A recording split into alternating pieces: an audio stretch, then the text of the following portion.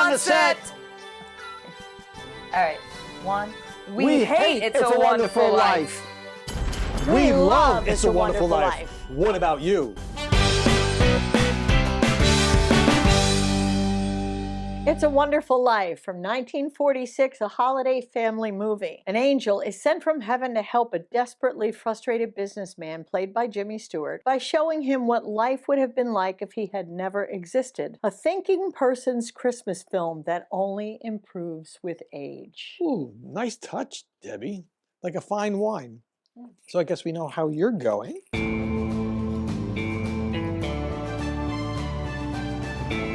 2, 1, flip it, baby. 10. 10. And anything but a 10 with this film is an act of treason in America. I truly believe. And I touch my boobs again. Talk to me, Deb.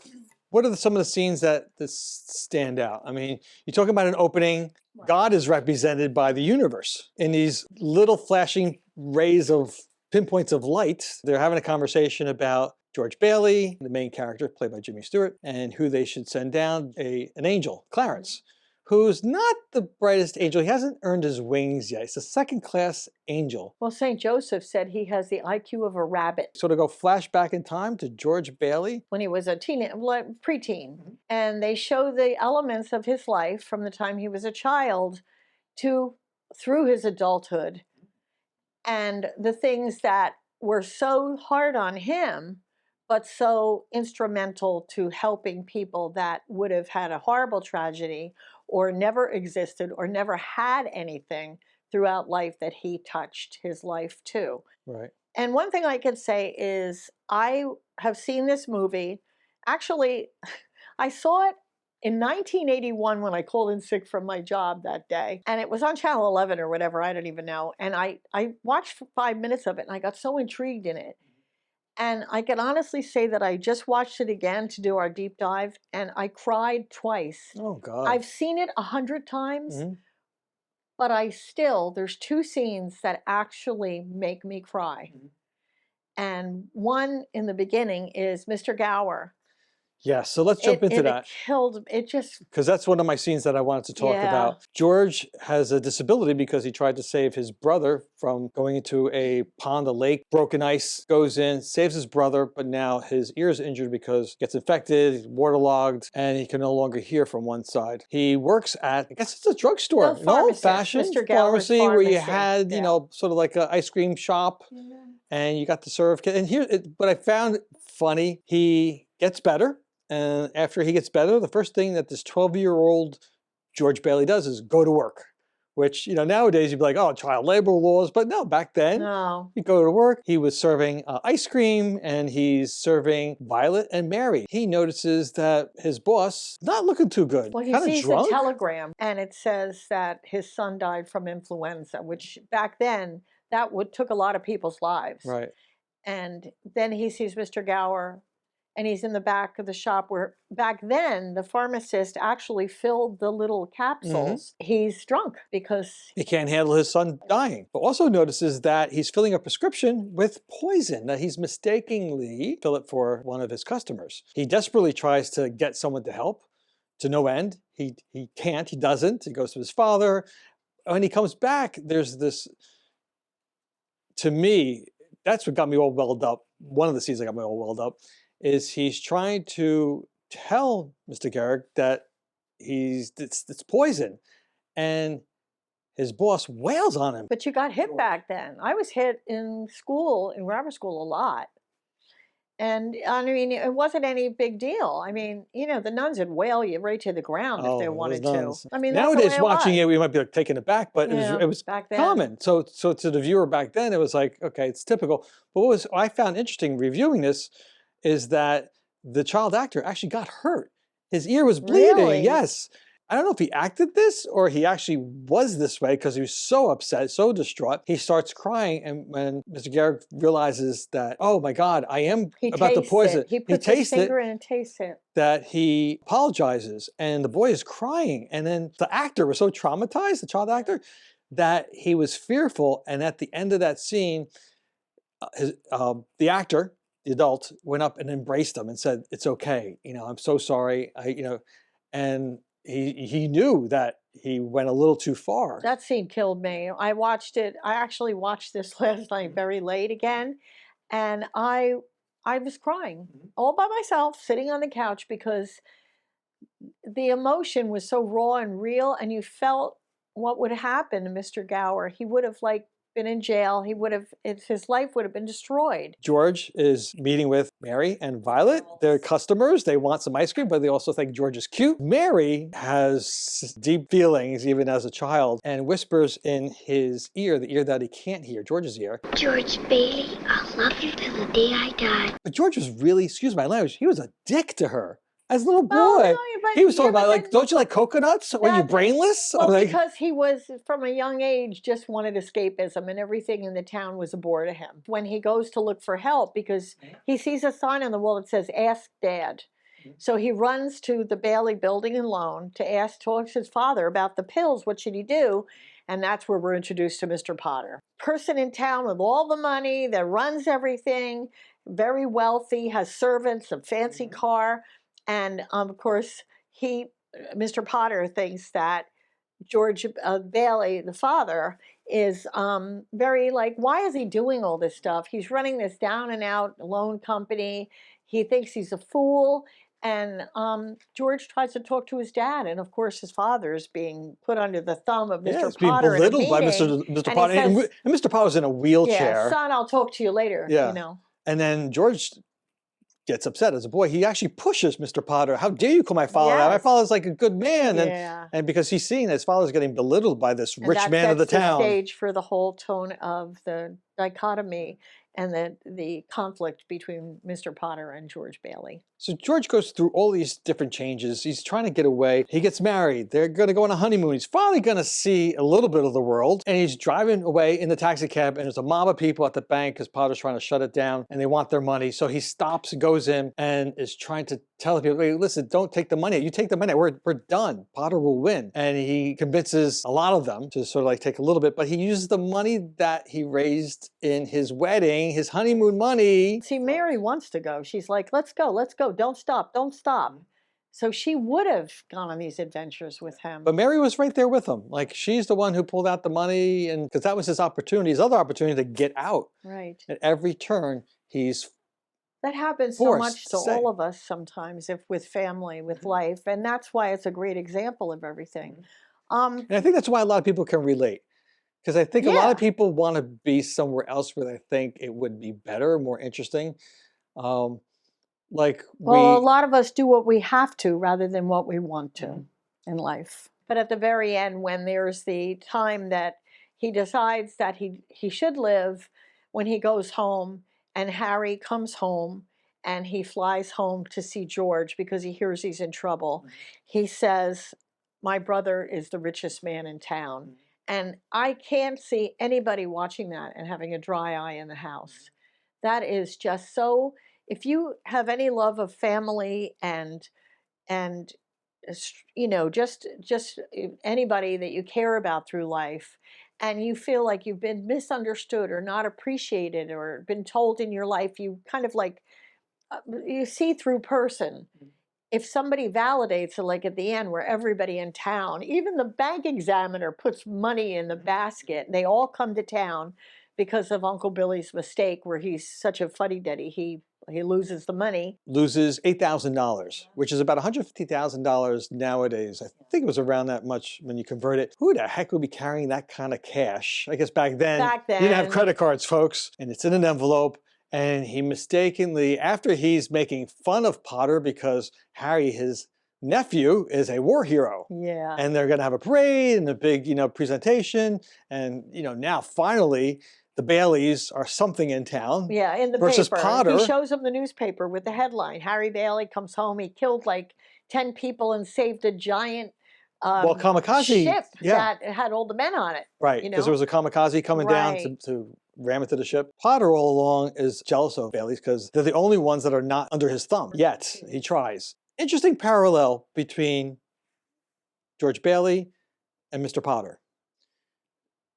They're both really the same people in different positions. Potter is rich. He's in a wheelchair, so he's wheelchair bound. He has all the things that he could possibly want because he has the money. Yeah. But he doesn't have what Bailey has. Bailey, on the other hand, George Bailey, doesn't have the ability to leave. He can't go. He's actually doing things not always necessarily from the goodness of his heart, but a sense of duty. Yeah, because he even says to his father when he was sitting in the dining room table in the beginning, he goes, I don't want to end up in some shabby office like you work. And that's like an insult to his poor father who built this company. And a lot of times, but that's what makes the character really real, because he is committed, but he doesn't want to be. And he holds it in till it finally explodes on him. All this builds up to a point where walking through the streets, running through the streets, he wants to kill himself because that's the only way that there's any redemption in his mind is that kill himself. There's $15,000 life insurance policy, only to find out that someone else jumps over the bridge and it's Clarence, right. the And angel. that's a sense of duty as well. At that end scene, when George goes through his life-changing moments, the townspeople come to his rescue. Not realizing that there are just so many people that George touched along his life that in return they came to help him out. And what I thought was really interesting was that when you dig deeper, the original ending to the story was supposed to be George saying the Lord's Prayer. And when Frank Capra, he was going to end doing that. When they saw it, because it just didn't work, and as they changed it to where all the people come in and they sing "Auld Lang Syne," and of course at the end when Clarence is looking to get his wings, every time a bell rings, the angel gets his wings, the bell rings, and you know that he saved George's life and saved all these people that George touched along the way.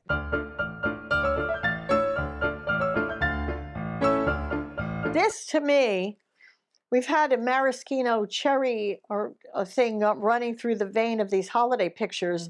But when I see something in a martini glass, unless it's like an espresso martini, which I actually like because it's so chocolatey, or chocolate martini or an appletini, this looks like it's strong. So this Bedford Falls Old-Fashioned Martini. Now, if you know old-fashions, they're normally in a low ball rock glass. This we do a little twist because if you remember, Mr. Martini, Mr. who ran Martini, the bar. yes, Bedford Falls Old-Fashioned Martini. Tonight we're journeying back to 1946. So folks, it's an old-fashioned in a martini glass with a little bit of a twist. It's 2 ounces of bourbon or rye whiskey. We're using rye today. Ooh. A half ounce of a dry vermouth. It lightens it up and makes it a martini style. 1/4 ounce of spiced simple syrup with cinnamon and clove. 2 dashes of bitters and an orange twist with a cherry garnish. Joe, I really like it. Really? I'm going to drink this. I haven't tasted it yet. Are you kidding? I drink the whole thing? I'm surprised. I'm drinking the whole thing. I'm shocked. No, I like it. It tastes sweet. It doesn't taste like there's alcohol in it. Did you forget to put the alcohol in? Not at all. I put in rye. Rye's got a nice taste to it.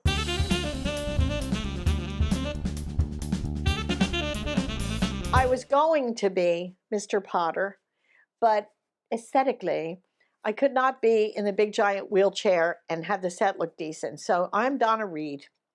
And I tried my hardest. I must say, with all the costumes I come up with, this is the most boring, I think, but it's comfortable.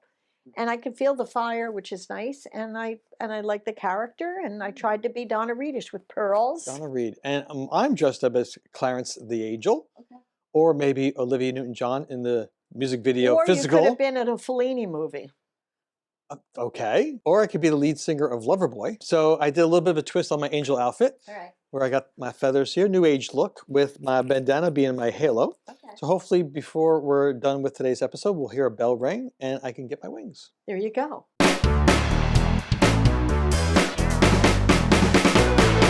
We'll start with Jimmy Stewart. I think that it is probably Jimmy Stewart's best performance he ever did because, I mean, he goes through every kind of an emotion in this thing. Also, he came back from the war. I mean, these guys, these actors went to war. They flew planes. They fought in battle. I mean, You come to think of it, Clark Gable, Tyrone Power. He came back and he had post-traumatic stress disorder.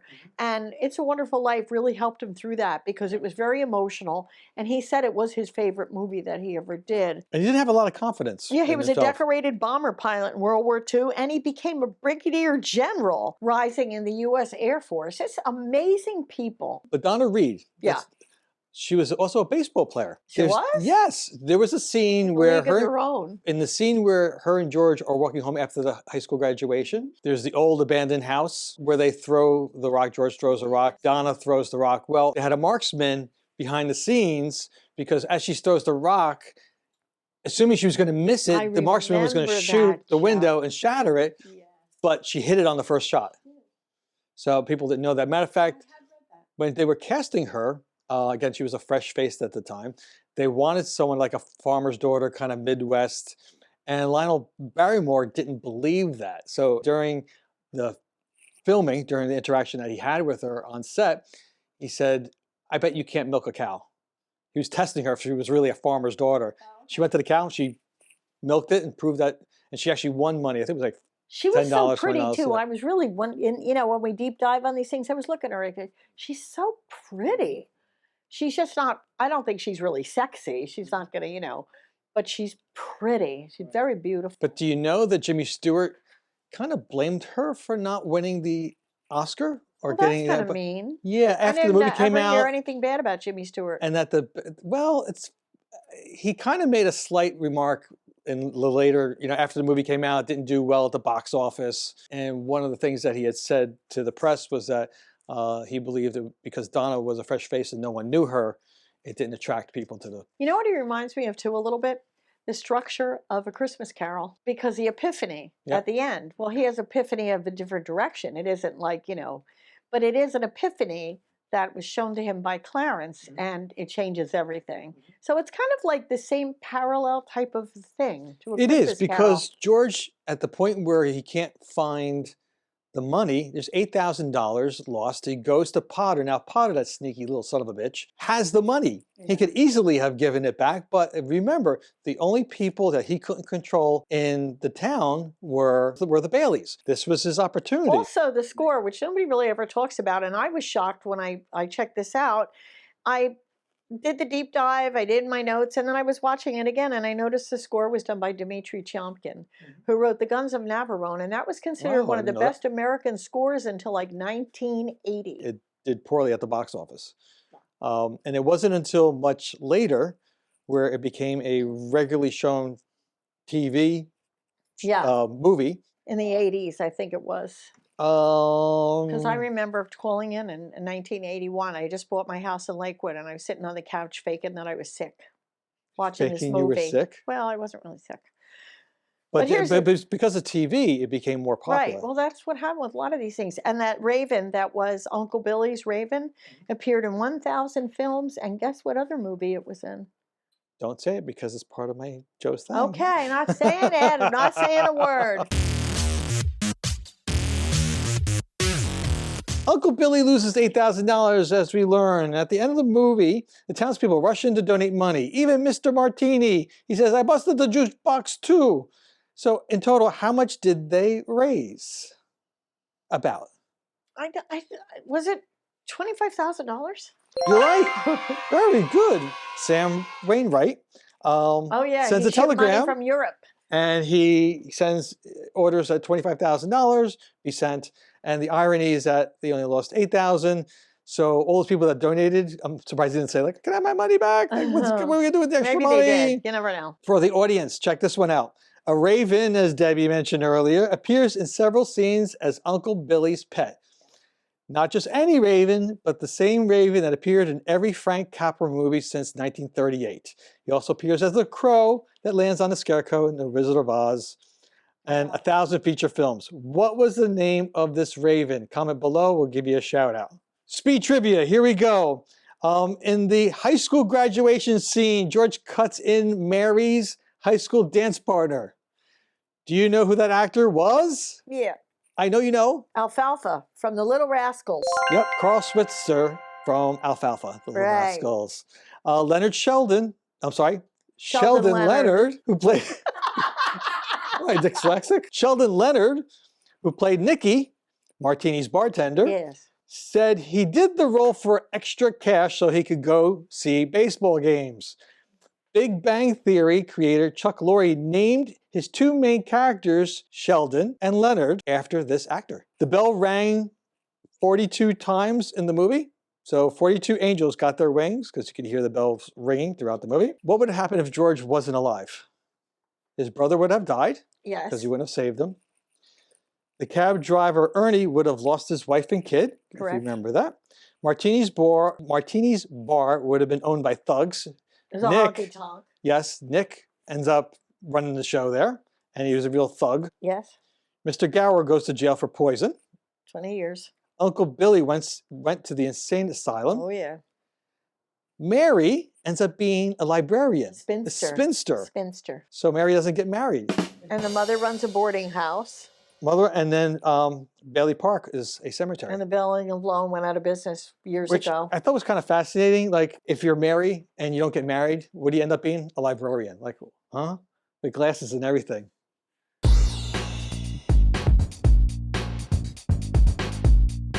A Christmas Story from 1983. People love this thing. In the 1940s, a young boy named Ralph Parker attempts to convince his parents, teacher, and Santa Claus that a Red Ryder range 200-shot BB gun is the perfect Christmas gift. It stars the fantastic Darren McGavin, who I always loved, and Peter Billingsley as Ralphie. There's a marathon every Christmas. I think it's TNT, but I could be wrong. Holiday Inn from 1942. Bing Crosby and Fred Astaire at an inn which is only open on holidays. A crooner and a hoofer, that is a singer and a dance man, vie for the affection of a beautiful up-and-coming performer at the inn. It is gorgeous and sumptuous, and it goes over every holiday. Bishop's Wife, 1947, starring Cary Grant, David Niven, and Loretta Young. A debonair angel, a.k.a. Cary Grant, comes to Earth to help an Episcopalian bishop and his wife in their quest to raise money for the new church. Very beloved Christmas film, The Bells of St. Mary, 1945. At a big city Catholic school, Father O'Malley and Sister Benedict indulge in friendly rivalry and succeed in extending the school through the gift of a building. Bing Crosby and Ingrid Bergman star, and this is a film usually always associated with Christmas time. The Shop Around the Corner from 1940. Two employees at a gift shop can barely stand each other without realizing that they are falling in love through the post as each other, meaning the post office, as each other's anonymous pen pals. And pen pals, people actually in the past had pen pals and wrote to each other. Very nice, charming time of life. And it's another Jimmy Stewart picture. I think people should watch this because I think it has a timeless theme that I think we all go through. I think the idea of making a difference, touching people's lives, I think that just transcends all generations. I think the idea of feeling depressed and the mental anguish of wanting to be elsewhere and can't for a sense of duty. And philosophically, there's a conflict. Do I do the right thing, even at the expense of my own self-being, self-worth? Right. Or do I leave everything behind and go explore the world? Okay. What's right, what's wrong? I think nowadays we're seeing a shift where people want, not necessarily take care of others. Let me go see the world. It's about me, me, me, me. Where this theme is more about a collective, community. Why watch it? All of the elements make this film a timeless and not dated reminder of the importance of compassion, selflessness, and how we as a community are all connected, which they talk so much in politics, but they just say that. I hope for our future that people might watch this film and change a selfish trajectory of their own lives. Maybe it would make them with self-examination. It makes you self-examine your own life and how important you are to people. It was voted #1 by the AFI as the inspirational film of all time, and I feel it's more beautiful and relevant than it ever was. And in this time of holiday giving, sometimes people don't know where to go. But I think here, sometimes we don't know where we're going. But we never know where we're really going until we go there, or our producers tell us where we're going. How does that go for you?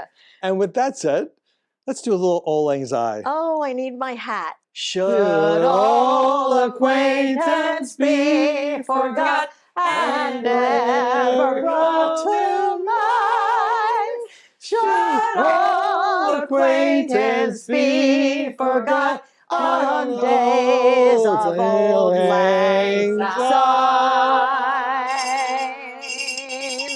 Oh, damn. I think that Joe just got his wings. I got my wings.